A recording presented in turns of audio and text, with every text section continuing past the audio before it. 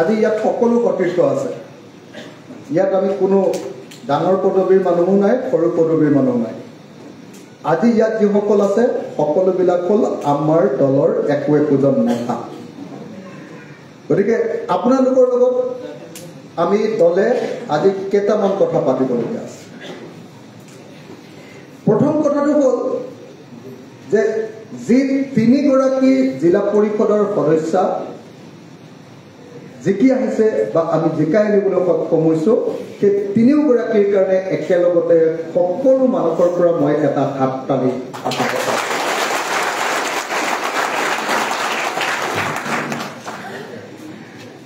তাৰ পাছত আমাৰ আঞ্চলিক পঞ্চায়ত জিকি আহিছে 19 গৰাকী মই সেই 19 গৰাকী আঞ্চলিক পঞ্চায়তৰ বিজয়ী প্ৰাৰ্থীৰ কাৰণে জোৰকৈ এটা হাততালি আপোনালোকৰ আৰু তাৰ পাছত আমাৰ আঞ্চলিক পঞ্চায়ত আৰু জিলা পৰিষদত যিসকল প্ৰাৰ্থীয়ে জয়ী হ'ব নোৱাৰে কিন্তু সঁচাকৈ আন্তৰিকতাৰে তেওঁলোকে যুঁজটো কৰিছিল যদি কোনোবা আছে যে নহয় তেওঁ বিৰোধী দলৰ লগত বুজাবুজি কৰি ভালকৈ ফাইটটো নিদিলে তেওঁক বাদ দিয়ে নিশ্চয় তেনেকুৱা নাই আমাৰ দলত হয়নে নহয় নিশ্চয় নাই কোনো যিসকলে ভালকৈ যুঁজটো দিছিলে যুঁজত হৰা আৰু জিকা থাকে কিন্তু যিসকলে যুঁজটো দিছিলে যুঁজ লোৱা প্ৰত্যেকজন নেতা আৰু কৰ্মীক একেলগতে আমি অভিবাদন জনাই এটা হাততালি আমি গোটেই ৰাজ্যখনত প্ৰায় 251 গৰাকী ৱাৰ্ড মেম্বাৰ জিকাবলৈ সক্ষম হৈছোঁ তাৰ ভিতৰত শিৱসাগৰ বিধানসভা সমষ্টিত 46 গৰাকী 46 শিৱসাগৰ বিধানসভা সমষ্টি আৰু বাকী গোটেই জিলাবিলাকক লগ লাগি 251 গৰাকী আমি জিকাবলৈ সক্ষম হৈছোঁ কিন্তু আপোনালোকে সকলোৱে জানে যে দলৰ চিনাকিটো ৱাৰ্ড মেম্বাৰবিলাকৰ ক্ষেত্ৰত দিয়াটো অসম্ভৱ এইটো আইনমতে আমি ৱাৰ্ড মেম্বাৰৰ চিনাকি দলগতভাৱে দিব নোৱাৰিলেও আমি প্ৰায় গোটেই অসমত 550 এনেকুৱা ৱাৰ্ড মেম্বাৰ খেলাইছিলোঁ গোটেই অসমত প্ৰায় 550 খেলাইছিলোঁ তাৰ ভিতৰত 251 গৰাকী আমাৰ মাজৰ পৰা জিকি আহিছে মই সকলোকে এটা জোৰদাৰ হাততালিৰে তেখেতসকলক অভিবাদন জনাইছোঁ এতিয়া জিকা আৰু হৰা মানুহবিলাকৰ মাজত জিকা কেণ্ডিডেটবিলাকে কি কৰিব আৰু হৰাসকলে কি কৰিব যদি এই প্ৰশ্নটো মোক সোধে তেতিয়াহ'লে মই এটাই উত্তৰ দিম যে যেনেকৈ অসমীয়া জাতিৰ ভৱিষ্যত কেৱল প্ৰফেচনেলিজিমত আছে প্ৰফেচনেলিজিম পেছাদাৰিত্ব মানে কি যে তেওঁ যিটো কাম কৰিছে সেইটোক তেওঁৰ জীৱনৰ সকলো বুলি তেওঁৰ ইনকাম চ'ৰ্চ তেওঁৰ সেই কামটো সঠিকভাৱে কৰা তেওঁ সেইটোৰ লগতে জীৱনৰ আবেগ অনুভূতি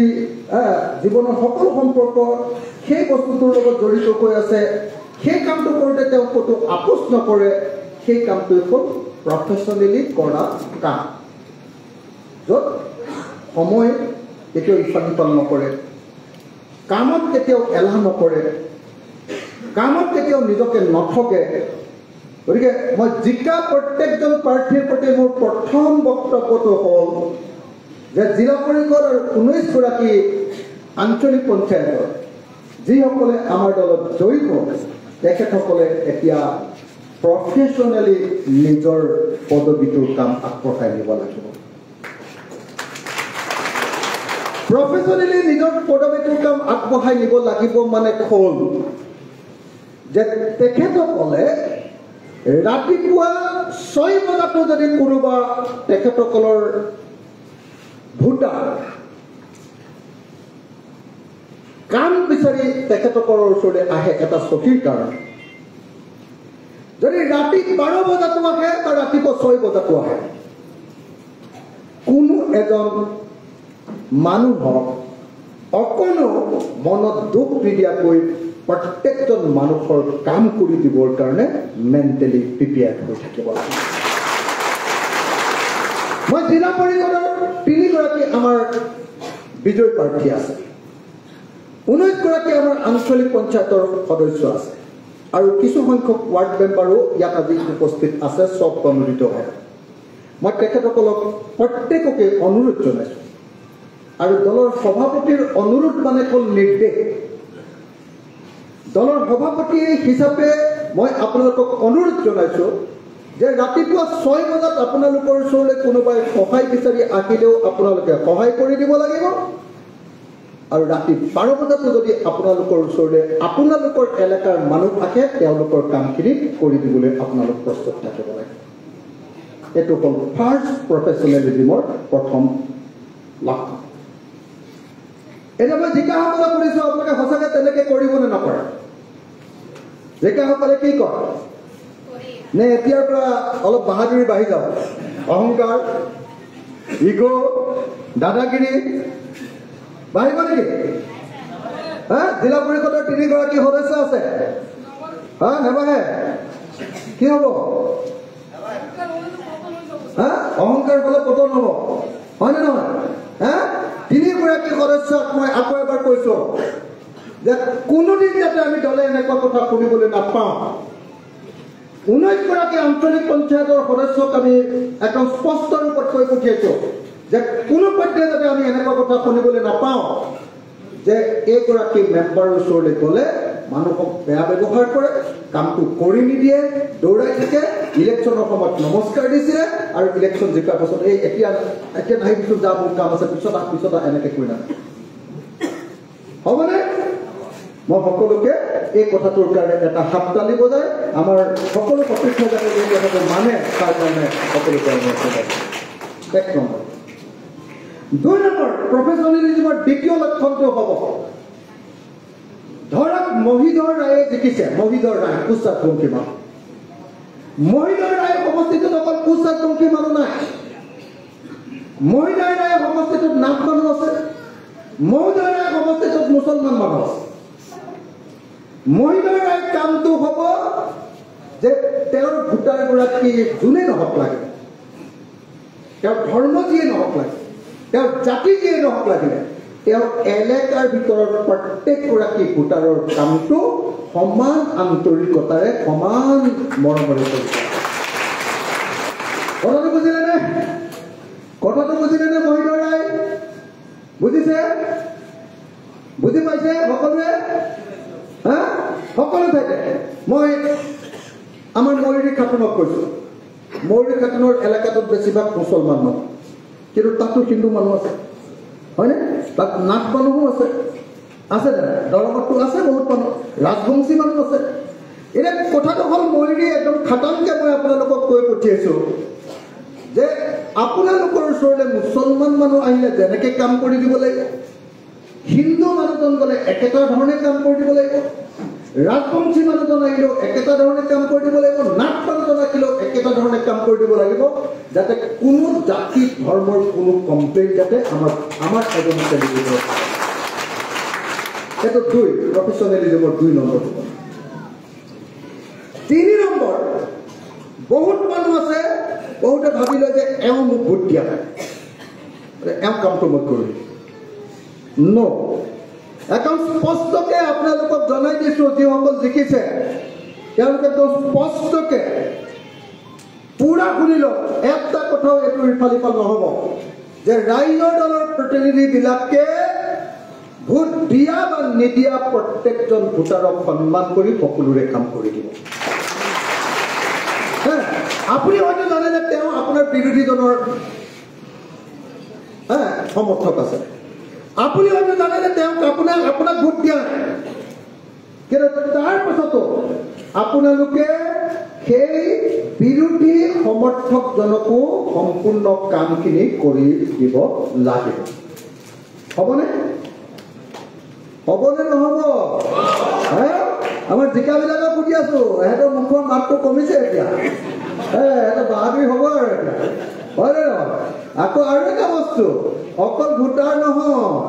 আমাৰ দলৰ মানুহবিলাকৰ ওপৰতো এতিয়া দাদাগিৰি আৰম্ভ হ'ব। জিকা মানুহবিলাক বহুতৰ ই মোক ভালকৈ সহায় কৰা নাছিলে নহয়, ই মোক ভালকে হেৰি কৰা নাছিলে নহয় এতিয়া জিকি লৈছোঁ ভালকে হেকা দিম এনেকে এইটো নহ'ব দেই এইটো একদম নহ'ব স্পষ্টকে জনাই দিছোঁ আপুনি মৰে মৰে প্ৰত্যেকজন আমাৰ নেতা আৰু কৰ্মীক হৃদয় জয় কৰিব লাগিব মৰে মৰে হৃদয় জয় কৰিব লাগিব আপোনালোকে যদি আপুনি জানে যে আপোনাক সেই মানুহজনে ভোট দিয়া নাই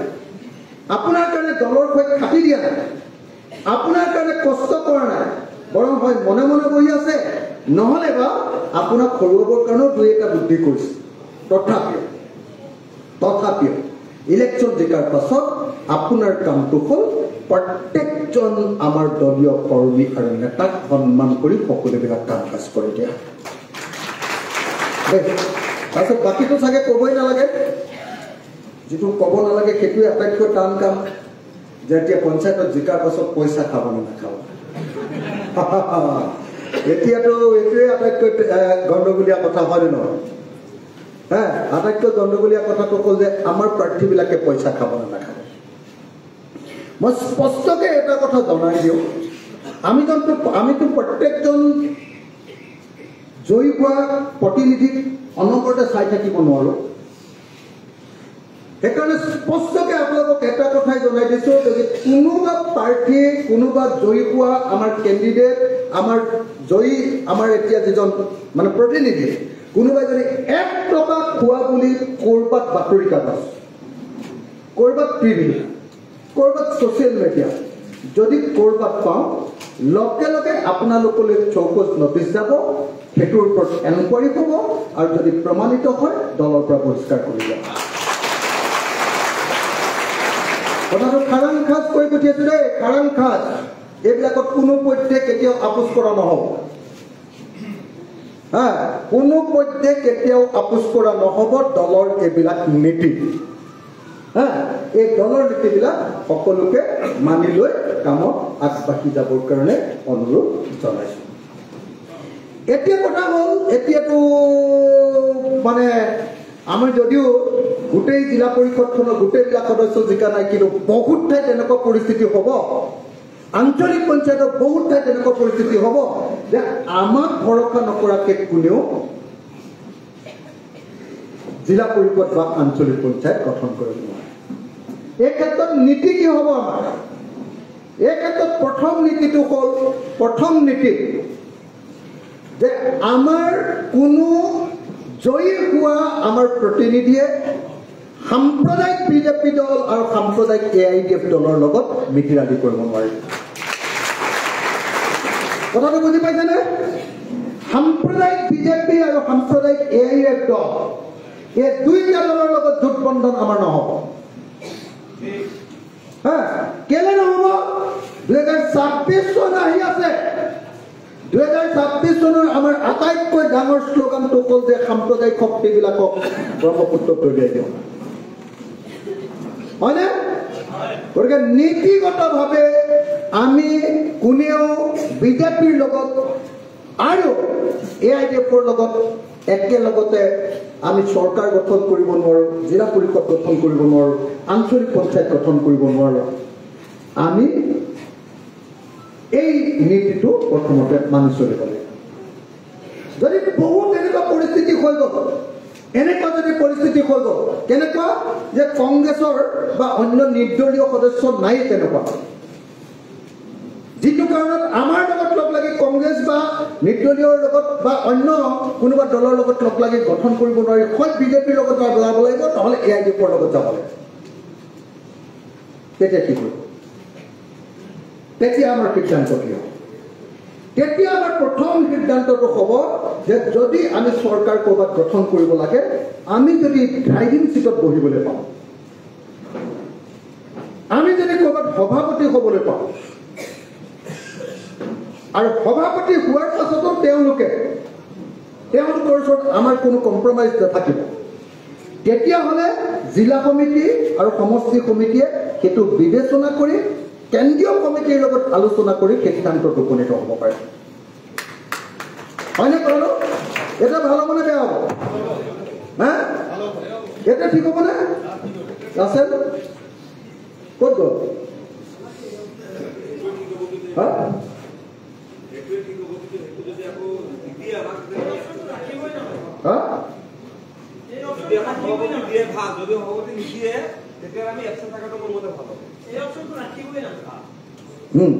এই অপশনটো ৰাখিব নালাগে মানে এনেকুৱা হৈ যাব, নহ'লে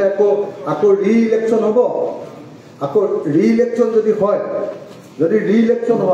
ৰি-ইলেকশ্যন হ'লে আকৌ বিজেপি জিকাৰ চান্স আছে, আমাৰ বিৰোধী আকৌ শক্তি কমি যোৱাৰ চান্স আছে। তেতিয়াহ'লে কি হ'ব? হা, গতিকে এই ক্ষেত্ৰত আমাৰ ধুনীয়াকৈ চিন্তা কৰি লওক। এটা খুব ইণ্টাৰেষ্টিং কেছ আহিছে আমাৰ, এইটো হ'ল আমাৰ কি কয় চৰাইদেউ জিলা। এটা ইণ্টাৰেষ্টিং কেছ আহিছে। আমাৰ তাত এগৰাকী মাত্ৰ কেণ্ডিডেট জিকিছে, ৱাৰ্ড মেম্বাৰ এগৰাকী, তেওঁ মহিলা আৰু উপাধি দাস SC। হা, আপুনি ন আপোনাৰ জিলা পৰিষদ এলেকাৰ ভিতৰত। তো এতিয়া সেই মহিলাগৰাকী কি হ'ল, আকৌ সেই যিটো পঞ্চায়ত, সেই পঞ্চায়তটো আকৌ মহিলাৰ কাৰণে সংৰক্ষিত আৰু SCৰ কাৰণে সংৰক্ষিত। বাকী বিজেপিৰ 5জন জিকিছে, কিন্তু 5জন জিকি এতিয়া সভাপতি বনাব নোৱাৰে।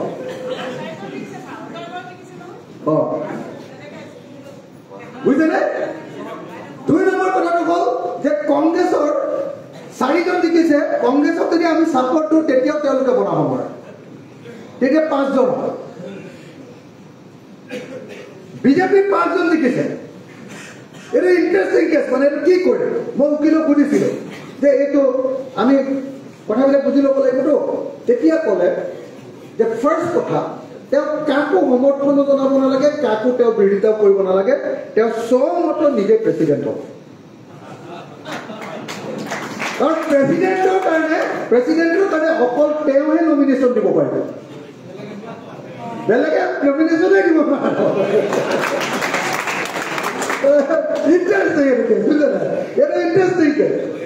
ইণ্টাৰেষ্টিং কেছত আমাৰ এজন প্ৰাৰ্থী জিকি লৈ জিলা পৰিষদত আমাৰ সদস্যগৰাকীয়ে তাৰ প্ৰেচিডেণ্ট। কিমান ইণ্টাৰেষ্টিং কেছ কথা হয়নে?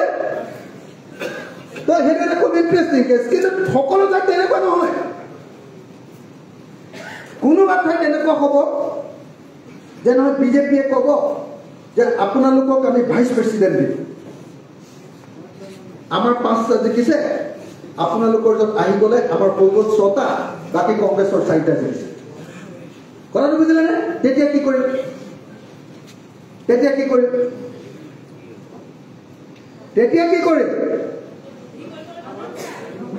টান কাম এইটো। হা,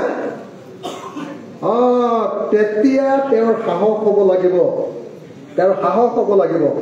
যে দলে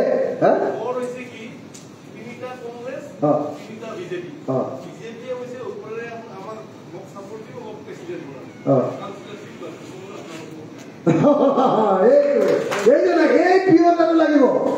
দৃঢ়তাটো লাগিব যে যদি বিজেপিয়ে আপোনাক ভাইচ প্ৰেচিডেণ্ট বা প্ৰেচিডেণ্টটো বনায়, তেতিয়াও ক'ব পাৰিব লাগিব যে মই নাই।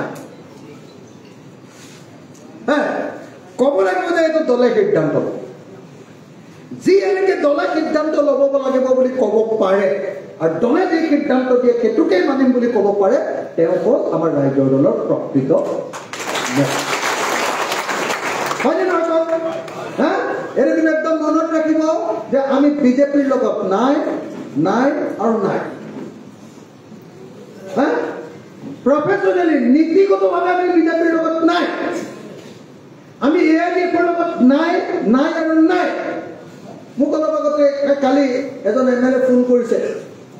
AIDFৰ। তেওঁ ক'লে যে আমি AIDFৰ পৰা 3জন নে কিমান গোটালো, ক'লে যে আপোনালোকৰ এজন জিকিছে, সেইজনক দি দিয়ক, আমি তেওঁক ভাইচ প্ৰেচিডেণ্ট দিম আৰু নিৰ্দলীয়জনক আমি প্ৰেচিডেণ্ট দিম, আমাক একো নালাগে, কিন্তু আমাৰ হেৰিখন হ'ব। মই ক'লো যে মই ভাবি লওঁ, মই জনাম। তাৰপিছত দলৰ মানুহখিনিৰ লগত যেতিয়া কথা পাতিলোঁ, দলে চবেই ক'লে যে নাই, AIDFৰ লগত আমাৰ চৰকাৰ নহ'ব। লাগিলে আমি বহি থাকিম, AIDFৰ লগত আমাৰ চৰকাৰ নহ'ব। কেলে যদি এতিয়াই AIDFৰ লগত চৰকাৰ বনাই দিয়ে, তেতিয়াহ'লে 2026 আৰু চৰকাৰ বনোৱাৰ যিটো সিদ্ধান্ত, আমাৰ যিটো পৰিকল্পনা সেইটো অলপ কম হয় না ক'ৰবাত এজন মেম্বাৰৰ কাৰণে এজন মেম্বাৰক ভাইচ প্ৰেচিডেণ্ট পাতিবৰ কাৰণে যদি গোটেই দলটো গোটেই অসমত বদনামী হৈ যায় তোমালোকে এই আইডিএফৰ লগত কৰিছা এই আইডিএফৰ লগত কৰিছা এই আইডিএফৰ লগত যদি কৰিছা হয়নে নহয় ক'ৰবাত এজন মেম্বাৰৰ কাৰণে যদি গোটেই অসমত বিজেপিৰ লগত গুচি গ'ল যে তোমালোকে বিজেপিৰ লগত কৰিছা বিজেপিৰ লগত কৰিছা বিজেপিৰ লগত কৰিছা আমাৰতো গোটেই আপোনালোকে দেখিছে যে আমাৰ দলটোৰ সমান শত্ৰু থকা দল এই পৃথিৱীতে নাই আৰু হয়নে নহয় গতিকে এইটো বহুত ইণ্টাৰেষ্টিং কথা বহুত গাম্ভীৰ্যপূৰ্ণ কথা আপোনালোকে এইবিলাক ক্ষেত্ৰত সিদ্ধান্ত লওঁতে সম্পূৰ্ণৰূপে মনত ৰাখি সিদ্ধান্ত লওক তেতিয়াহ'লে নীতিগত কথাটো হ'ল যে বিজেপিৰ লগত আমি নাই চবে মানি লয় নে যদি মানি লয় এটা হাত তালি AIDFৰ লগত আমি নাই এইটো মানি লয় নে নলয় এই বেছি জোৰকে মানে নাই অলপ লাগে নেকি হয় তো তেতিয়া আমাৰ মহিধৰে কৈছে যে আমি কোনো পধ্যে বিজেপিৰ লগত নাযাওঁ তেওঁ প্ৰেচিডেণ্ট দি আছে কিন্তু নেযাওঁ বুলি কৈছে ঠিকে আছে নে নাই মহিধৰ ৰয় কাৰণে জোৰকে এটা হাত তালি এয়াই হ'ল ৰাইজৰ দলৰ প্ৰকৃত আদৰ্শ যে ভাই পৃথিৱীখন পালেও কেতিয়াও কম্প্ৰমাইজ নকৰোঁ পৃথিৱীখন যদি পাই যাওঁ কেতিয়াও কম্প্ৰমাইজ নকৰোঁ মোক যদি মুখ্যমন্ত্ৰী পাতি দিয়ে তেতিয়াও বিজেপিলৈ নেযাওঁ হয় নহয় কাইলৈ মোক যদি কয় যে নহয় তই এইবিলাক কৰিব নালাগে তোক আমি ৰাজ্যসভাত জিকাই দিম AIDFৰ পৰা মই ক'ম যে নালাগে AIDFৰ ভোট মোক নালাগে কথাটো বুজিছেনে সাম্প্ৰদায়িক দলক যদি সদায় খেদিব লাগে তেতিয়াহ'লে এই নীতিগত অৱস্থান আমি মানি ল'ব লাগিব কোনোবা গৰাকী মহিলাই যদি বা কোনোবাজন সদস্যই যদি কিবা কাৰণত কম্প্ৰমাইজ কৰিলে দলৰ লগত আলোচনা নকৰাকৈ তেতিয়াহ'লে তেওঁ ভাল পায় বেয়া পায় লোকচান হয় লাভ হয় আমি এক্সপেল কৰি দিম হয় নে নহয় এক্সপেলটো কৰা যাব নহয় জানো আমি ডাইৰেক্টলি এক্সপেল কৰি দিম কোনো ভাল পায় বেয়া পায় লগত কথা নাই লাগিলে লোকচান হৈ যাওক আমাৰ সেই অঞ্চলত লাগিলে ভোটে নষ্ট হৈ যাওক আমাৰ সদস্য মানুহ গুচি যাওক লাগিলে কমিটি এখনো গুচি যাওক তথাপি আমি এক্সপেল কৰিম ভাল হ'ব বেয়া হ'ব মোৰ মতে এইটো আমি কেতিয়াও কম্প্ৰমাইজ কৰিব নালাগে এতিয়া ইলেকশ্যনৰ কথাকেইটা পাতি এতিয়া আমাৰ ভৱিষ্যত পৰিকল্পনা 2026 চনত আমি অসমত কিং মেকাৰ হ'ব খোজো হয় নে নহয় 2026 চনত আমাৰ সহযোগতহে অসমত চৰকাৰ হ'ব পাৰিব আৰু যদি চান্স পাওঁ আমি চৰকাৰ কৰিম চান্স যদি পাওঁ এইবাৰ হয়তো 26ত আমি এনেকুৱা নহ'বও পাৰে যে আমি চৰকাৰ কৰিলে আৰু বেলেগে সুবিধা কৰি দিলে কি কয় বেলেগে আমাক সহায় কৰি দিলে এইটো নহ'বও পাৰে কিন্তু 2026 চনৰ আমাৰ টাৰ্গেটটো হ'ল যে ৰাইজৰ দলৰ সহযোগিতা নোহোৱাকৈ অসমত কোনেও চৰকাৰ কৰিব নোৱাৰা অৱস্থা এটালৈ আমি যাব লাগে তাৰ কাৰণে মিনিমাম 20ৰ পৰা 25জন মানুহ আমি জিকাব লাগে 20ৰ পৰা 25জন আৰু 20ৰ পৰা 25জন মানুহ জিকাব পাৰিম নে নোৱাৰিম এই বস্তুটো এইবাৰ পঞ্চায়ত নিৰ্বাচনত টেষ্ট কৰি চোৱা হয় মই ভাবোঁ পঞ্চায়ত নিৰ্বাচনে আমাক কি দিলে ৰাইজৰ দলক কি দিলে পঞ্চায়ত নিৰ্বাচনে ৰাইজৰ দলক প্ৰথমতে যিটো বস্তু দিলে যে পঞ্চায়ত নিৰ্বাচনে ইমান দিন ধৰি ৰাইজৰ দলটো অকল শিৱসাগৰৰ MLA থকা দল হৈ আছিলে পঞ্চায়ত নিৰ্বাচনে আমাক সদৌ অসম ভিত্তিক এটা ৰাজনৈতিক দলৰূপে প্ৰতিষ্ঠা কৰিলে হয়নে নহয় কওক বৰাকত 3খন আঞ্চলিক পঞ্চায়ত জিকিছোঁ নামনি অসমত আমি জিকিছোঁ দৰঙত আমি জিকিছোঁ মধ্য অসম নগাঁৱত আমি জিকিছোঁ উত্তৰ অসমত আমি জিকিছোঁ আৰু উজনি অসমত এনেকুৱা কোনো ঠাই বাকী থাকি নগ'ল পাহাৰততো নহয় ভোট পাহাৰততো 6 শিডিউল তাততো ভোটেই নহয় গতিকে যি ঠাইত ভোট হৈছে সকলো ঠাইতে এইবাৰ আমি আমাৰ প্ৰতিনিধি জিকাই আনিবলৈ সক্ষম হৈছোঁ কেনেকুৱাকৈ জিকাই আনিবলৈ সক্ষম হৈছোঁ আমাৰ খুব কম প্ৰতিনিধি হৈছিলে খুব কম প্ৰতিনিধি ছিলোঁ তাৰ ভিতৰতে আমি একেবাৰে সম্বলহীনভাৱে পইচা কম থাকে কম সাংগঠনিক শক্তি কম আমাৰ মানুহৰ জৰিয়তে আমি গোটেই অসমতে অল আসাম এটা চৰিত্ৰ আমি লাভ কৰিবলৈ সক্ষম হৈছোঁ আৰু সেইকাৰণে পঞ্চায়ত নিৰ্বাচনটোৱে আঞ্চলিক দল হিচাপে অসমৰ ভিতৰত আটাইতকৈ বেছি উপকাৰ কৰি থৈ গৈছে ৰাইজৰ দলক ইমান লাহে লাহে হপ্তালে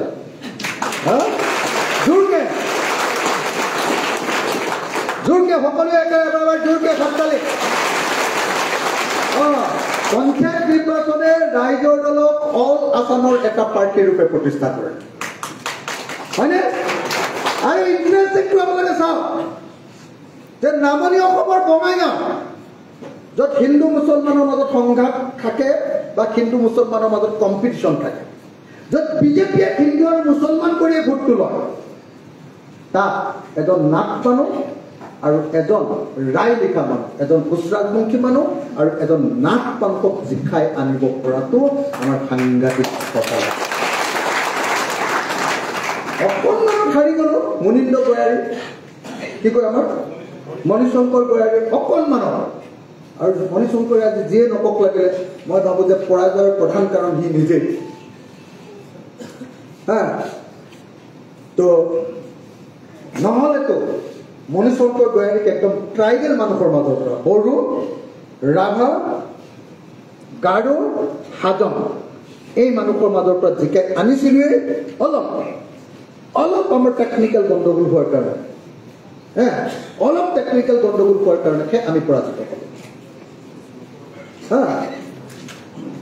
গতিকে এটা এটা ইণ্টাৰেষ্টিং খবৰ 2 নম্বৰ ইণ্টাৰেষ্টিং খবৰটো চাওকচোন বৰাক উপত্যকা য'ত সাধাৰণতে কি হয় চৰকাৰ গঠন কৰাৰ পাছতে কোনোবা এটা দলে গৈ তাত জিকিবগৈ পাৰে সেই বৰাক উপত্যকা আমি ইমান ধুনীয়াকৈ 3জন আঞ্চলিক পঞ্চায়ত আৰু মোৰতো দুখ লাগি থাকি গ'ল আমাৰ যেনেকৈ মণিশংকৰ গয়াৰী আমাৰ এটা খুব ভাল ল'ৰা ঠিক তেনেকৈ আমাৰ বৰাক উপত্যকাৰ আটাইতকৈ আমাৰ বিশ্বাসী আমাৰ জহিৰুদ্দিন লস্কৰ ভোটত হাৰি গ'ল কিন্তু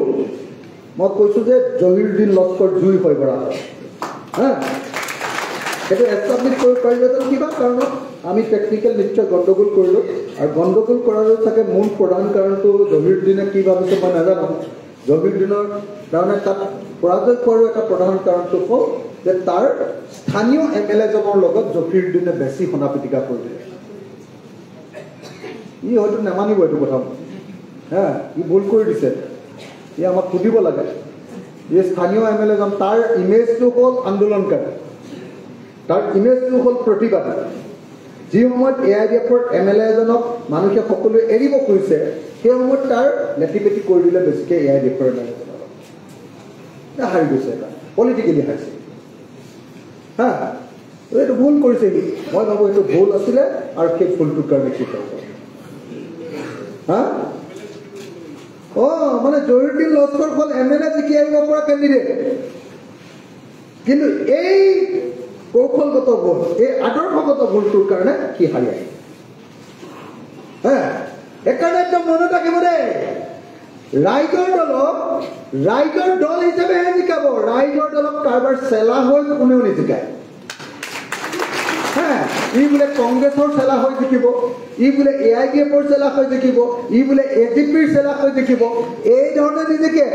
ৰাইজৰ দলৰ ইমেজটো হ'ল ৰাইজৰ দল কেনেকুৱা ইমেজটো হ'ল ইহঁতি কম্প্ৰমাইজ নকৰে ইহঁতি বল আৰু ইহঁতি বিগ এণ্ড বল ইহঁতি ভয় নকৰে দম থকা পাৰ্টি উঠীয়মান পাৰ্টি তাত যদি আপোনালোকে কোনোবা বেলেগ পাৰ্টিৰ লগত গলি কৰি থাকে নিজিকে সেইকাৰণে মই একদম স্পষ্টকৈ আপোনালোকক কৈ দিছোঁ যে আপোনালোকে ইণ্ডিপেণ্ডেণ্ট এটা পৰিচয় গঢ়িবৰ কাৰণে প্ৰত্যেকজনে চেষ্টা কৰক ৰাইজৰ দল কংগ্ৰেছ কংগ্ৰেছ সেইটো গেলিলে ৰাইজৰ দল AIDF ই গেলিলে ৰাইজৰ দল AGP ই গেলিলে চিধা ৰাইজৰ দল আপোচবিহীন বল বি এইটোৱে কৰ্ণাইজৰ এই বস্তুটো আপোনালোকে সদায় মনত ৰাখিব হা তাৰপিছত শিৱসাগৰত কেলে হাৰিব এইটো এটা খুব ইণ্টাৰেষ্টিং কথা শিৱসাগৰত কেলে হাৰিব চব মানুহ আমাৰ ওপৰত এটেক কৰাৰ প্ৰধান বস্তুটোৱে হ'ল যে আমি শিৱসাগৰত হাৰিম হা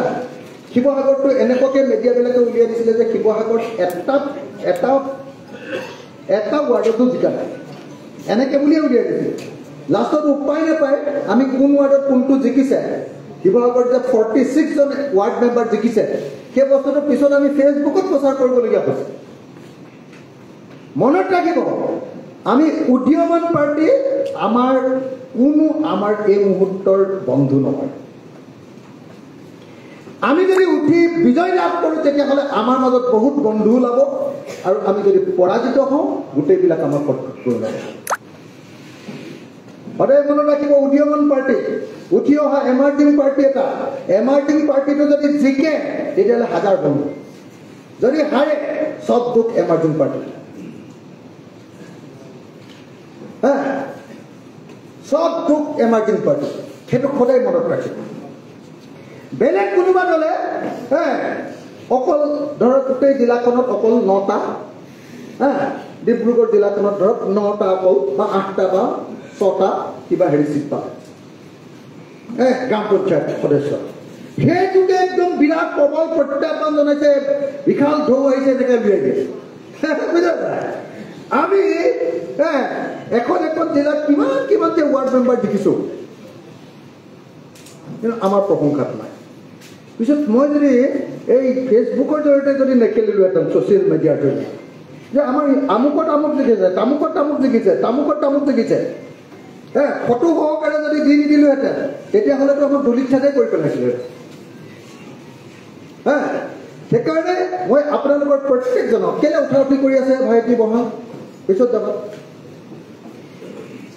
ভাইটি বহি গ'ল সেইকাৰণে মই আপোনালোকক সকলোকে এটা বস্তু অনুৰোধ কৰিব খুজিছোঁ মই শিৱসাগৰৰ কথা কৈছোঁ এটা বস্তু অনুৰোধ কৰিব খুজিছোঁ সেইটো হ'ল আদৰ্শগত প্ৰশ্নটো বৃহত্তৰ কৰিব পাৰিলেহে 26ত আমি জিকিব পাৰিম সাম্প্ৰদায়িক আৰু ফেচিবাদী দলৰ লগত আমাৰ পাৰ্থক্যটো দৃঢ়তাৰে দেখুৱাব পাৰিলেহে আমি জিকিব পাৰিম কংগ্ৰেছৰ নেতৃত্ব ধৰা পাৰ্টি নহয় কংগ্ৰেছৰ লগত সমানে টক্কৰ দিব পৰা পাৰ্টি বুলি দেখুৱালেহে আমি জিকিব পাৰিম আৰু যদি সেইটো দেখুৱাব নোৱাৰোঁ আমি যদি অনবৰতে ভাবি থাকোঁ মোৰ ভুল হৈছিলে অলপ যে মই এলায়েন্স লাগে কৈ আছিলোঁ বহুতে সেইকাৰণে চান্সো ল'লে যে ই অকল এলায়েন্সৰ কথাই কৈ থাকে তাৰমানে নিজে জিকিব নোৱাৰে সেইটো যে নাছিলে বৰং উল্টাকে মই এটা বেলেগ ষ্ট্ৰেটেজিৰ কাৰণে কৈ আছিলোঁ মুছলিম এলেকা সংখ্যালঘু এলেকাটোৰ কাৰণে মই কৈ আছিলোঁ যাতে সংখ্যালঘু এলেকাত যাতে কংগ্ৰেছে খেলিব নোৱাৰে যদিটো খেলি দিয়ে কি হ'ল এই ৰাইজৰ দল বিজেপিৰ এজেণ্ট এইটোৱে খেলি দিয়ে নে নেকি 21ত একে খেলি দিলে আমাক তেহেঁতি আমাক কি কয় কংগ্ৰেছ দলে আমাক বিশ্বাসঘাতকতা কৰিলে কিন্তু বাহিৰত উলিয়াই দিলে যে ৰাইজৰ দলে বিশ্বাসঘাতকতা কৰে এইটো যাতে কৰিব নোৱাৰে সেইকাৰণে যেতিয়াই নামনি অসমৰ মই ট'ৰবিলাকলৈ আৰম্ভ কৰি দিলোঁ উজনি অসম যিদিনৰ পৰা শেষ কৰিছোঁ সেইদিনৰ পৰা মই বেছিকৈ এই একলগ হ'ব লাগে সেইটো বেছিকৈ ক'বলগীয়া হয় জানে যেতিয়াৰ পৰা আৰম্ভ কৰিছোঁ তেতিয়াৰ পৰা বেছিকৈ ক'বলগীয়া হয় এইটো অকণমান নিগেটিভো হ'ব তাৰ কাৰণে অলপ ক'ৰবাত সেইটো আকৌ নিগেটিভ হয় এতিয়া আমি শিৱসাগৰত কিয় হাৰিলোঁ যদি চাই শিৱসাগৰত কিয় হাৰিলোঁ তেতিয়াহ'লে ক'ব লাগিব যে উজনি অসমত কিয় বিজেপি জিকিছে সেইটো কাৰণে আমি শিৱসাগৰত হাৰিলোঁ চাবলে মই শিৱসাগৰত হেৰিয়াৰ পৰা জিকিছোঁ কি কয় জেইলৰ পৰা কিন্তু তিতাবৰত নাজিৰাত এইবিলাকত অসমৰ মুখ্যমন্ত্ৰী আছে নাজিৰা পৰম্পৰাগতভাৱে কংগ্ৰেছৰ চিট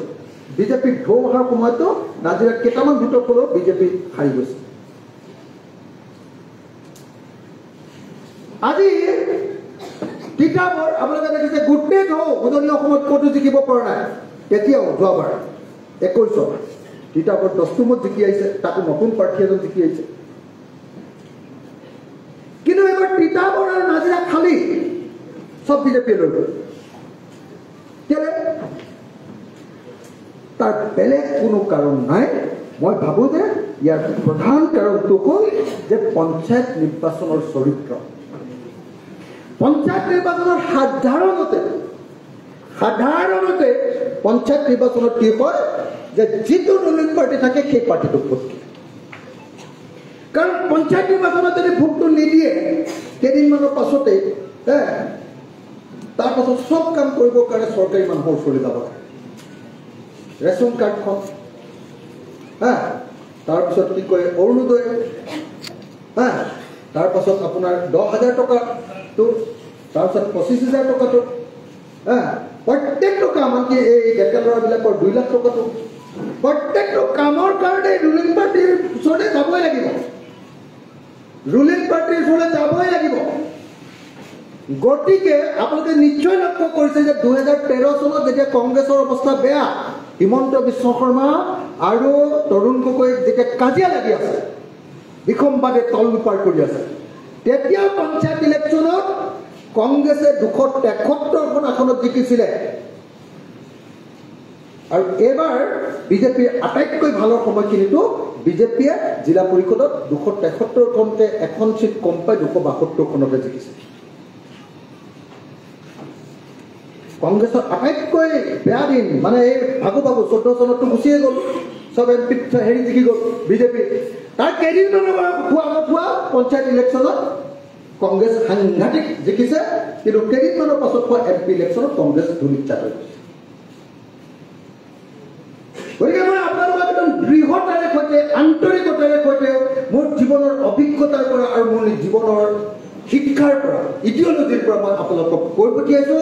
যে 2025 চনত বিজেপি দলে পঞ্চায়ত নিৰ্বাচনত জিকি একো হিংগজা নাই 2026 চনৰ নিৰ্বাচনত তাৰ কোনো প্ৰভাৱ নপৰে 2026 চনত বিজেপি পৰুৱাবৰ কাৰণে সকলোৱে প্ৰস্তুত হ'ব কোনো প্ৰভাৱ নপৰে একদম খতম টাকা কোনো প্ৰভাৱ নপৰে কোন ঠাইত বিজেপি হাৰিছে এইটো মনত ৰাখক কোন ঠাইত বিজেপি হাৰিছে কোন ঠাইত বিজেপি সেই ঠাইত হাৰিছে য'ত ইডিঅলজিকেলি বিজেপিক ঘৃণা কৰা মানুহ আছে ক'ত মুছলিম মানুহবিলাকে বিজেপিক ঘৃণা কৰে কেলে যে এওঁলোকে হিন্দু সাম্প্ৰদায়িকতা পাঠ কৰে গতিকে মুছলিম এলেকাবিলাকত কি হৈছে বিজেপি হাৰিছে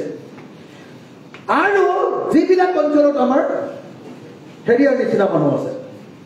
মহিলাৰ নিচিনা মানুহ আছে কোন যাৰ মেন টু মেন এটা টাচ আছে যাৰ মেন টু মেন এটা টাচ আছে আৰু যাৰ মেন টু মেন টাচৰ সময়খিনিত যেতিয়া তেওঁ মানুহৰ লগত পৰিচিত ময়ূৰীকে আমি জিকাই আনিছোঁ ময়ূৰীয়ে গোটেই প্ৰশংসাৰে মোক উপচাইছে যে অখিল গগৈ ইমান সহায় কৰি দিলে সভাপতিয়ে ইমান সহায় কৰি দিলে কিন্তু ময়ূৰী সেই অঞ্চলটোত মানুহৰ মাজত পুৰা টাচ আছে এই যে আমাৰ হেৰি কি নাম তাই হয় চপুৰা আপুনি জানি আচৰিত হ'ব এজনী অকণমান দন্দুৰী মানুহ পৃথিৱীতে নাই মোৰ ভনী চপুৰাৰ মানুহটো হয়তো আহিছে নাই ক'ত গ'ল মানুহটো ক'ত গ'লে চপুৰা মানুহটো নাজিমুল ক'ত গ'লে পাগলা নাজিমুল মাত্ৰা একদম আমাৰ নাজিমুল এটা ফায়াৰ বেণ্ড বুলি ইংৰাজীত কয় একদম অগ্নিস্ফুলিংগ থকা ই এটা কেডাৰ আমাৰ এটা গণ্ডগোল আছে বহুত কিন্তু একদম ফায়াৰ বেণ্ড কেডাৰ হয় তাৰ মেন টু মেন য'তেই সমস্যা হৈছে সি জাপ মাৰি পৰে মানুহৰ মাজত তাৰপিছত গণ্ডগোল কৰে বাৰু কিন্তু সি সেইকাৰণে মই একদম স্পষ্টতে কৈছো ইলেকশ্যনত অকল ৰাজনৈতিক দলৰ পৰাই নিজিকে ইলেকশ্যনত জিকিবৰ কাৰণে মানুহ আৰু মানুহৰ লগত কেণ্ডিডেটজনৰ এটা খুব ভাল সম্পৰ্ক ভাল পৰিচয় আৰু ভাল টাচ থকা খুব প্ৰয়োজন হয়নে নহয় এতিয়া যিসকলে অকল দলৰ মানুহে আমাক সহযোগিতা নকৰিলে সময়ত পোষ্টাৰ নাপালোঁ সময়ত টকা নাপালোঁ আমুক নহ'ল বুলি যিবিলাকে কৈ আছে তেওঁলোকে এইটো মনত ৰাখিব লাগিব ভৱিষ্যতৰ কাৰণে যে তাৰ লগতে জগৰীয়া তেওঁ নিজেও কাৰণ দলৰ পৰা ইমান দিন লিডাৰ হৈ থকাৰ পাছতো তেওঁৰ কিন্তু মানুহৰ লগত যিটো এটাচমেণ্ট থাকিব লাগিছিলে সেই এটাচমেণ্টটো এতিয়ালৈ শেষ কৰি দিব পৰা নাই কথাটো বুজি পাইছেনে বহুতে ক'ব পাৰে যে অখিল গগৈয়ে এইটো মানে বনাই লৈছে যে শিৱসাগৰ ঠাইৰ কাৰণে কি বনাই লৈছে যে এইটো মানে ৰুলিং পাৰ্টি জিকে ৰুলিং পাৰ্টি পঞ্চায়তত জিকে এইটো বনাই লৈছে বুলি আপোনালোকে মোক ক'ব পাৰে কোনোবাই হয়তো মিচিকিয়া হাঁহিও মাৰিব পাৰে চাই নিজক বচাবৰ কাৰণে কি কৈছে এনেকেও ক'ব পাৰে কিন্তু এটা কথা খাট্টা মই জীৱনৰ অভিজ্ঞতাৰ পৰা কৈছোঁ যে পঞ্চায়ত নিৰ্বাচনত জিকাটো ৰুলিং পাৰ্টিৰ কাৰণে এটা পৰম্পৰা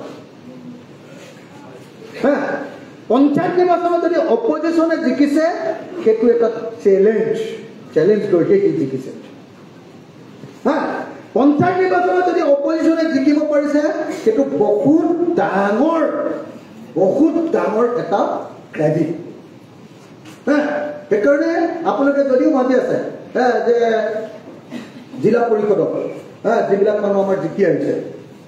আঞ্চলিক পঞ্চায়তত যিবিলাক ৱাৰ্ড মেম্বাৰ যিবিলাক জিকি আহিছে সিহঁতক প্ৰত্যেকটোকে চেলুট মাৰিবই লাগিব প্ৰত্যেকটোকে আমি চেলুট মাৰিবই লাগিব যে অত্যন্ত বেয়া পৰিৱেশত অত্যন্ত প্ৰত্যেকজন মানুহক বিজেপি চৰকাৰে একদম ব্লেকমেইল কৰাৰ পৰিৱেশত বিজেপি চৰকাৰে প্ৰত্যেকজন মানুহ মেন টু মেন ব্লেকমেইল কৰে প্ৰত্যেকটো পৰিয়ালক ব্লেকমেইল কৰে মুছলমান মানুহক ব্লেকমেইল কৰে যে তোমালোকৰতো ঘৰৰ মাটিৰ পট্টা নাই ভাঙি দিম ৰবা ব্লেকমেইল কৰে আমাৰ মানুহবিলাকক কি বুলি ব্লেকমেইল কৰে আমাৰ মানুহবিলাকক কয় বোলে এই তোমাৰ কাৰ্ডটো কি কৰিলে দেখিছে নাই আপোনালোকে অৰুণোদয়টো চিলেকশ্যন কৰি ওলমাই দিলে ইলেকশ্যনৰ লক্ষ্য কৰিছেনে নাই অৰুণোদয়টো আজিৰ দিনটোলৈকে সেই পুৰণি লিষ্ট আছে নে নতুন লিষ্ট আছে কোনোবাই জানে নেকি ক'তো অৰুণোদয় নাই ওলমাই থৈ দিছে যে জিকাৰ পাছতহে তই ভোট দিলি নে নাই তোৰ নামটো থাকিব নে নাথাকিব সিদ্ধান্ত হ'ব এই বুলি এটা ভয় খুৱাই থৈ দিছে এই যিটো ব্লেকমেইলিং ইলেকশ্যনত জিকায় আৰু সেইকাৰণে মই আপোনালোকক এটা কথা আপোনালোকক এই মিটিঙৰ পৰা জনাই দিব খুজিছোঁ য'ত আমি হাৰিছোঁ বিশেষকৈ আপাৰ আছাম মই কৈছোঁৱেই আপাৰ আছামৰ বহুত ঠাইত আমি হাৰিছোঁ আৰু হৰাৰ কাৰণটো কি ইডিঅলজিকেলি বিজেপিক যিটো অঞ্চলত মানুহে বিৰোধিতা নকৰে আদৰ্শগতভাৱে বিজেপি আমাৰ শত্ৰুৱেই এই বুলি যিসকলে নাভাবে সেইসকলে ভোটটো দি দিয়ে ভোটটো কোনবিলাকে দি দিয়ে কাৰ ভোটটো আমি নিৰ্দিয়ে পাওঁ যিবিলাকৰ লগত আমাৰ পাৰ্চনেল টাচ থাকে নহ'লে ইডিঅলজিকেলি যে আদৰ্শগতভাৱে বিজেপিক মই বেয়া আৰু আদৰ্শগতভাৱে বিজেপিক বেয়া পাওঁ বুলি উলিয়াব পৰা মানুহৰ পাৰ্চেণ্টেজটো আমি এতিয়ালৈকে ইমান বঢ়াব পৰা নাই সেইকাৰণে মই আপোনালোকক অনুৰোধ কৰিবলৈ এই মিটিংখনত মই আপোনালোকক এটাই অনুৰোধ কৰিবৰ কাৰণে একদম আটাইতকৈ ডাঙৰ অনুৰোধটো হ'ল যে পঞ্চায়ত ইলেকশ্যনত জিকিলে বা হাৰিলে এইটো গুচি গ'ল এইটোক লৈ ভাবি থাকিলে আৰু কোনো ফলাফল নাই এই ইলেকশ্যনত যিটো কাৰণত আমি হাৰিলোঁ সেই হৰাটো এই ইলেকশ্যনত যিটো কাৰণত হাৰিলোঁ যেনেকৈ ধৰক আমি আজিজোৰ এলেকাত আমি বহুত হাৰিলোঁ কেইবাটাও কাৰণ আছে মই সেইবিলাক নকওঁ কিন্তু এটা কাৰণ KMSSৰ আমাৰ কৃষক মুক্তিৰ এজন কেণ্ডিডেটে টিকেট বিচাৰিছিলে নিদিলে KMSSৰ মানুহকেইটাই সেই কেণ্ডিডেটজনক জিকাই দিলে আমাৰ ৰাইজৰ দলৰ পৰা ওলাই বহুত বদনাম চদনাম কৰিলে ৰাইজ কৃষক মুক্তি ই পাৰ্টিটো নিদিলে মইতো সেইবিলাকক হস্তক্ষেপ নকৰোঁ জিলাবিলাকে যি কৰিছে সেইটোকে কৰিব দিওঁ এতিয়া এই যে নিদিলে কেণ্ডিডেটজন তেওঁলোকে কেনেকৈ জিকালে তেওঁলোকে জিকোৱাৰ বেলেগ কোনো মেজিক নাই তেওঁলোকৰ জিকোৱাৰ মেজিকটো আছিলে ডোৰ টু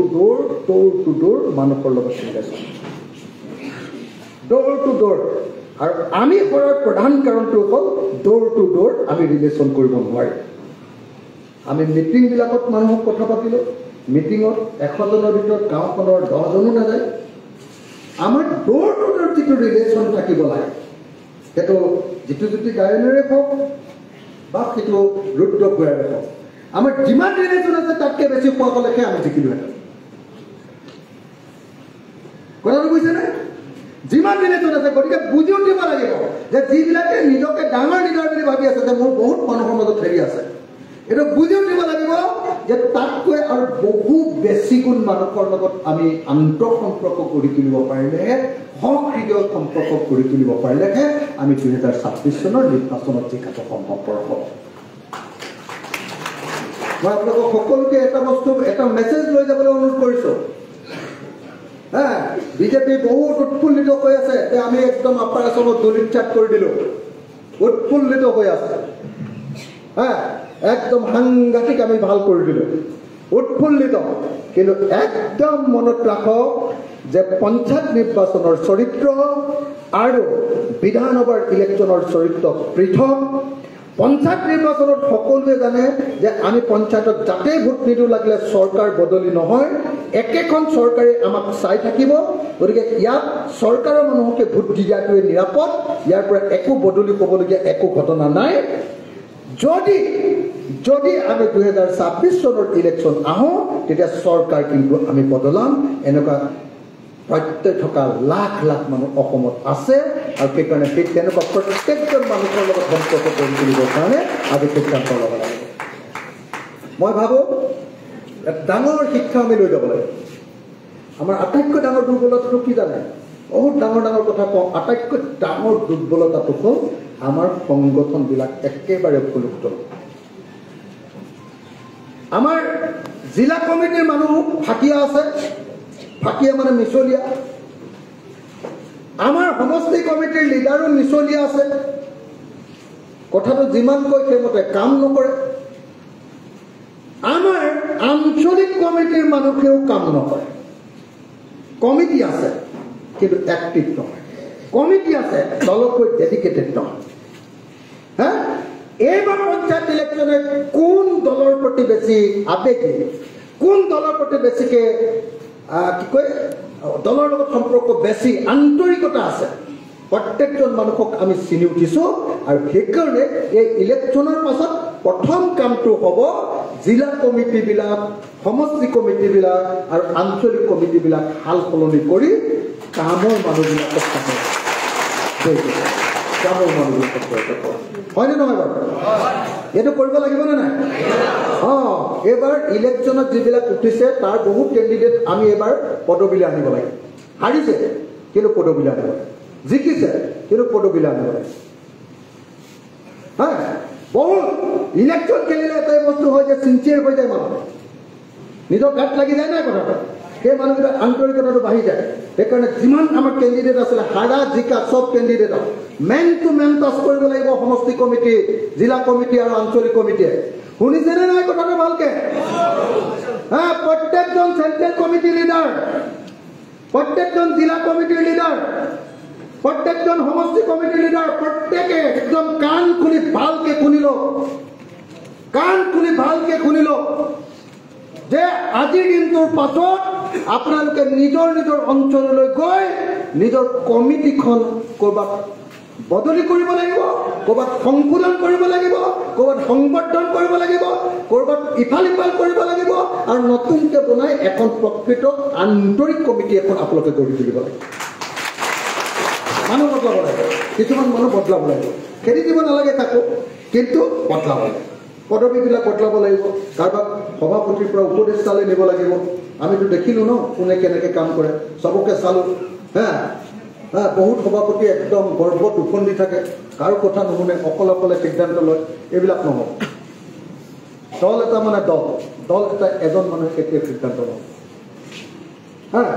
যে এই বস্তুটো পুৰা ধুনীয়াকৈ আপোনালোকক মই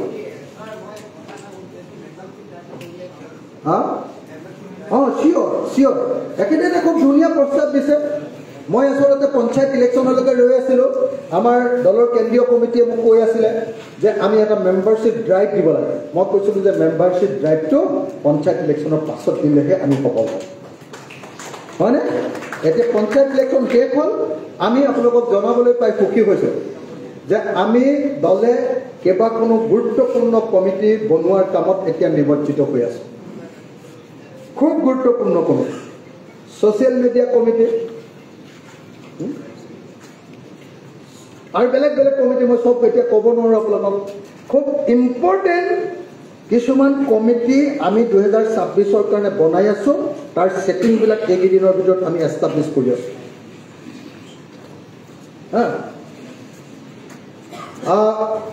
বুঝেনে তো আমি সেটিংবিলাক এইকেইদিনত একদম পুৰা বনাই আছো বহুত বহুত বেলেগ চিষ্টেমেটিকে ধুনীয়াকে কৰি আছো যিকোনো এটা পাৰ্টিয়ে ইলেকশ্যন জিকিবৰ কাৰণে যি চিষ্টেম বনায় সেই চিষ্টেমবিলাক এতিয়া আমি বনাই আছো মই ইয়াতকে বহুত বেছি ক'ব নোৱাৰোঁ কাৰণ ইয়াৰ কথাবিলাক ডেফিনেটলি ৰাজহুৱা হৈ যাব ইয়াত আমি সকলোকে নিমন্ত্ৰণ কৰিছোঁ সেইকাৰণে মই চব কথা আপোনালোকক ক'ব নোৱাৰোঁ কিন্তু মই আপোনালোকক জনাব খুজিছোঁ যে দলে 2026 ভালকৈ এগৰি যুঁজিবৰ কাৰণে যিমান হাথিয়াৰ লাগে সমস্ত হাথিয়াৰ আমি সৰু পাৰ্টি পইচা কম আছে কিন্তু তাৰ পাছতো সমস্ত হাথিয়াৰ আমি গোটাই লৈ যুঁজ কৰিবৰ কাৰণে সাজু কৰিছোঁ গতিকে আপোনালোক সকলোৱে এতিয়া ঠিক কৰক আজিৰ দিনটোত আমি ভাবিছোঁ এই পঞ্চায়ত ইলেকশ্যন যোৱাৰ পাছত চালোঁ যে আজিৰ দিনটোত আমি অসমৰ 43টা এনেকুৱা সমষ্টি 43টা এনেকুৱা সমষ্টি আছে যে 43টা বিধানসভা সমষ্টিত আমি ইলেকশ্যন খেলিলে হয় জিকিম নহ'লে ছেকেণ্ড পজিশ্যনত থাকিম আগতে সেইটো 21টা 20টা মানে 18টা আছিল আমাৰ কেইটা 17টা আছে এইটো গৈ গৈ পঞ্চায়ত ইলেকশ্যনে আমাক 43লৈকে আমাৰ বিধানসভা ইলেকশ্যনলৈকে লৈ গৈছে সমষ্টিলৈকে 43 মনত ৰাখিব দেই অসম গণ পৰিষদেও আজিৰ দিনটোত 43 ইলেকশ্যন খেলি জিকিম বুলি ক'ব নোৱাৰোঁ আমি সেই পজিশ্যনলৈ গুচি গৈছোঁ বেলেগ দলবিলাকৰ কথাটো বাদেই দিওঁ অকল কংগ্ৰেছ আৰু বিজেপিৰ বাহিৰে গতিকে তৃতীয় ইম্পৰ্টেণ্ট মানুহৰ মাজত সোমাই থকা দল হিচাপে আমি পৰিগণিত কৰিছোঁ তৃতীয় ইম্পৰ্টেণ্ট দল হিচাপে গতিকে মই আপোনালোকক সকলোকে অনুৰোধ কৰিব খুজিছোঁ যে একদম স্পষ্টকৈ আপোনালোকক অনুৰোধ কৰিব খুজিছোঁ আপোনালোক সকলো ৰেডি হওক আৰু আজি আমি সকলোৱে শপত ল'ম যে 2026 চনত আমি কোনো ধৰণৰ কাজিয়া নকৰাকৈ কোনো ধৰণৰ লবি নকৰাকৈ কোনো ধৰণৰ আমি গণ্ডগোল নকৰাকৈ 2026 চনৰ বিধানসভা নিৰ্বাচনত আমি ৰাইজৰ দলক জয়ী কৰাম আৰু ৰাইজৰ দলক জয়ী কৰাৰ পাছত অসমৰ ৰাজনীতিত আমি এখন নিগাদী আসন দখল কৰি পেলাম শপত ল'বনে নলয় যিবিলাকে মই আৰু এটা কথা আপোনালোকক ক'ব খুজিছোঁ নিৰ্বাচনৰ সময়ত আমাৰ প্ৰাৰ্থিত্ব কেন্দ্ৰিক কেইটামান সংঘাত হৈছিলে ক'ৰবাত আমাৰ দলৰ পৰা কংগ্ৰেছ দললৈ আমাৰ দলৰ পৰা বিজেপি দললৈ বা অন্য এজিপি দললৈও গুচি গৈছিলে কাজিয়া লাগে যে মোক কেণ্ডিডেট নিদিলে আমুকক নিদিলে ইয়াত আমি দিগদাৰ কৰোঁ এনেকৈ কৈছে এতিয়া যিবিলাক মানুহ গুচি গৈছিলে বা যিবিলাক মানুহৰ মাজত কাজিয়া হৈছিলে যিবিলাক মানুহ অসন্তুষ্ট হৈছে প্ৰত্যেকজন মানুহক মেন টু মেন জিলা সভাপতি আৰু জিলা সমিতিখন সমষ্টি সভাপতি আৰু সমষ্টি সমিতিখন আঞ্চলিক সমিতি আৰু আঞ্চলিক সভাপতিজন তেওঁলোকে মেন টু মেন আকৌ টাচ কৰিব লাগে মেন টু মেন প্ৰত্যেকজন মানুহক টাচ কৰিব লাগে প্ৰত্যেকজন সদস্যক আমাৰ টাচ কৰিব লাগে আৰু 2026 কাৰণে আমি লৌহ কঠিন সংগঠন এটা গঢ়ি তুলিব লাগে পাৰিমনে নোৱাৰে কি লীলাজীৰ কথা কয় পাৰিবনে নোৱাৰে পাৰিব আজি কিন্তু চবে শপত খাই যাব লাগিব ইয়াত যে আমি 26ত কোনেও বিসম্বাদ নকৰোঁ দলে যাক কেণ্ডিডেট দিয়ে তাৰ কাৰণে কাইলৈ ৰাতিপুৱাৰ পৰা গৈ কাম কৰে দলে যাক দিয়ে কথা এটা নহ'ব কিন্তু এতিয়া স্পষ্টকৈ কৈ দিছোঁ দলে যাক দিয়ে তাৰ কাৰণেহে কাম কৰিব লাগিব আমুক মানুহটোৰ কাৰণে আমি লবি কৰিছোঁ এইটো আমাৰ লগত নহ'ব একদম নহ'ব মই ক্লিয়াৰলি কৈ দিছোঁ ধেমাজি ডিষ্ট্ৰিক্ট নৰেন পাও আহিছেনে নৰেন পাও সভাপতি আহিছে নাই মই একদম স্পষ্টকৈ চবকে কৈ দিছোঁ কোনো কেণ্ডিডেটৰ আমি পাৰ্টি নহয় আমি দলৰ পাৰ্টি যাক কেণ্ডিডেট দিম তেওঁৱে আমাৰ কেণ্ডিডেট তাৰ আগত কোনেও আমুকক বেছি মৰম তামুকক কম মৰম এইটো নহ'ব খোলা খুলি তাৰপিছত জিকিবই লাগিব যদি কোনোবাই বিসম্বাদ কৰে লগে লগে এক্সপেক্ট 1 মিনিটৰ কাৰণে নাভাবো 1 মিনিটৰ কাৰণে যাক ক্যান্ডিডেট কেন্দ্ৰীয় কমিটিয়ে দিব নিৰ্বাচন কমিটি আছে সংবিধানৰ মতে সেই কমিটিয়ে যাক ক্যান্ডিডেট দিব তেওঁৰ কাৰণে দলৰ সকলো মানুহে খাটিব লাগিব বেয়া পোৱা মানুহজনক খাটি কৰিব লাগিব আনকি যিজন কম্পিটিটৰ আছিলে ধৰক মই উঠিবলৈ লৈছো মোৰ লগত আৰু এজন উঠিবলৈ লৈছো মই সিটটো নাপালো মোৰ লগৰজনে পালে মই মোৰ লগৰজনৰ কাৰণে খাটিব লাগিব ভাল পাই বেয়া পাই নাজানো এইটো খাটিবই লাগে এইটো দলৰ আদৰ্শ এইটো মতাদৰ্শ এইটো সুস্থ গণতন্ত্ৰৰ কথা দলে যে সিদ্ধান্ত ল'ব দলৰ সিদ্ধান্ত সকলোৱে যুদ্ধৰ সময়ত মানি ল'ব লাগে হয়নে কি হ'ল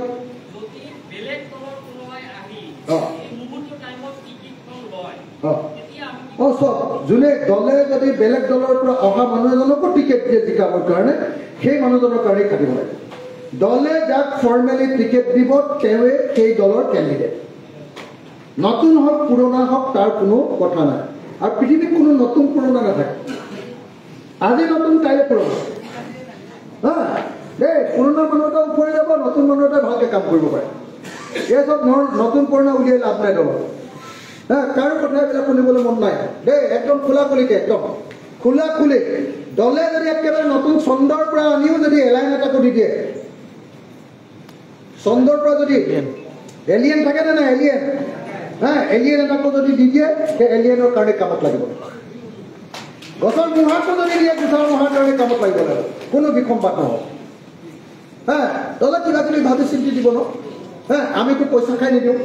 অন্তত মই থকালৈকেতো কাকো পইচা খাই নিদিওঁ এটা ভাবি চিন্তি দিম যেতিয়া ভাবি চিন্তি দিম তাত কিন্তু কোনোবাই বিসম্বাদ কৰিলে নহ'ব গতিকে মই আপোনালোক সকলোকে এতিয়া সব কথাখিনি কৈ গ'ল আৰু কিবা থাকিলে নেকি পইণ্ট সব হৈ গ'ল